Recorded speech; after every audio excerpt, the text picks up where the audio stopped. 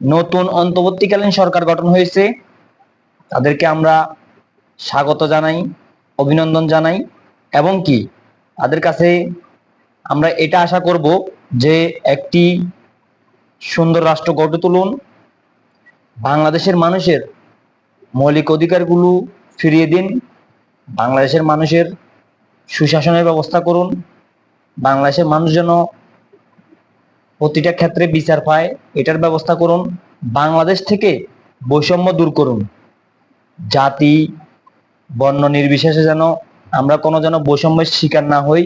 বৈষম্য দূর করতে হবে, একটি সুন্দর রাষ্ট্র গড়ে তুলতে হবে, স্বাস্থ্য খাতে উন্নতি করতে হবে, শিক্ষা খাতে উন্নতি করতে হবে, বিচার বিভাগে উন্নতি করতে হবে, বিভিন্ন জায়গায় যে আইন প্রয়োগকারী সংস্থার উন্নতি করতে হবে এবং কি সুন্দর একটি রাষ্ট্র গড়ে তুলতে হবে।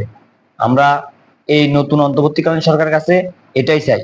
গরিব দুঃখী মেহনতি মানুষের কথা চিন্তা করতে হবে, মধ্যবিত্তদের কথা চিন্তা করতে হবে, বিভিন্ন জায়গায় সবকিছু উন্নতি করতে হবে। আমরা এটাই চাই এই সরকারের কাছে, এটাই আমরা আশা করি।